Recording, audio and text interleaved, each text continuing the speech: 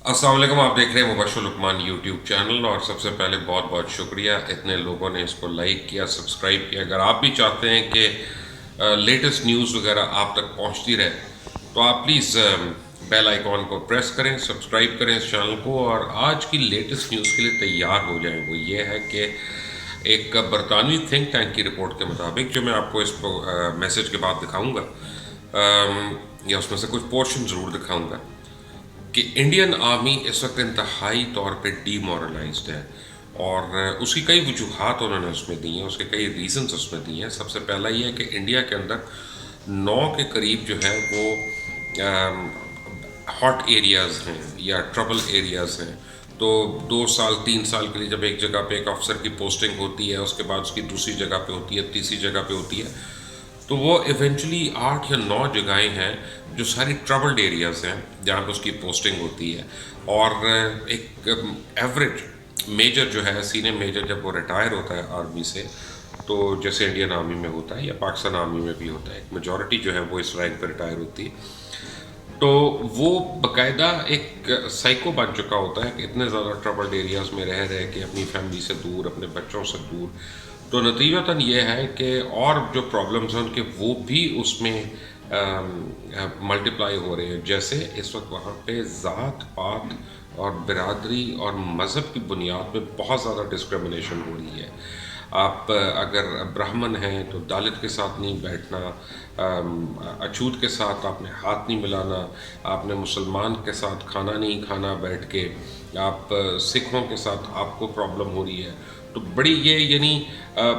ایک سوسائٹی کے اندر جب آپ رہتے ہیں تو وہاں پہ پرابلمز ہو جاتی ہیں، کجا اس کے کہ ایک force who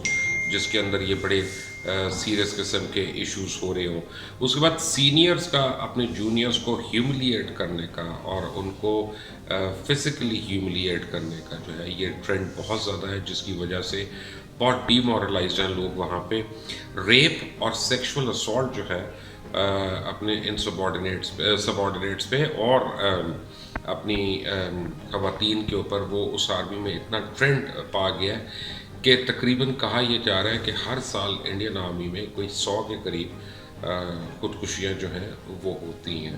on top of that کیا ہو رہا ہے کہ اس وقت ایز وی اسپیک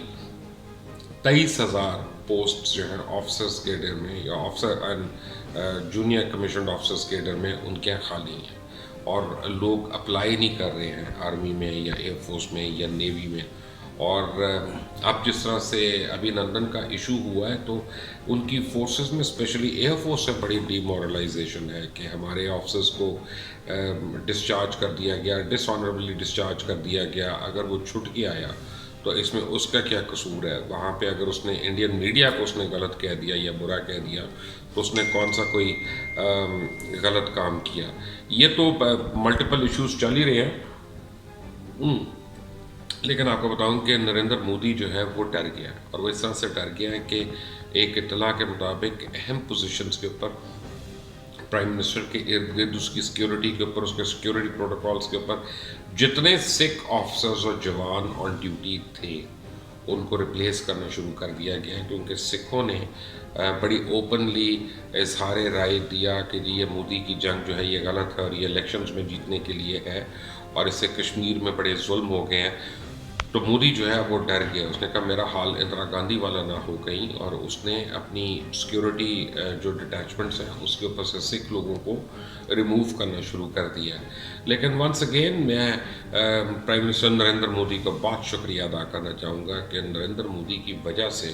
72 سال میں پہلی باری کشمیر جو ہے اب وہ ایک انٹرنیشنل لائم لائٹ میں آ گیا ہے۔ اب بھارت چاہے بھی تو کشمیر میں ظلم کر کے cannot get away with that, inshallah.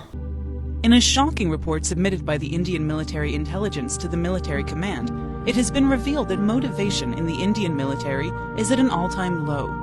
The report specifies 5 main causes of demoralization against soldiers and officers of all 3 armed forces. Discrimination between soldiers and officers on basis of religion, the Hindu caste system, scarcity of facilities, substandard food, increase in cases of sexual violence, and severe manhandling of soldiers by superior officers makes it the top reasons as revealed in an alleged leaked letter of the Indian military intelligence presently making rounds on the internet.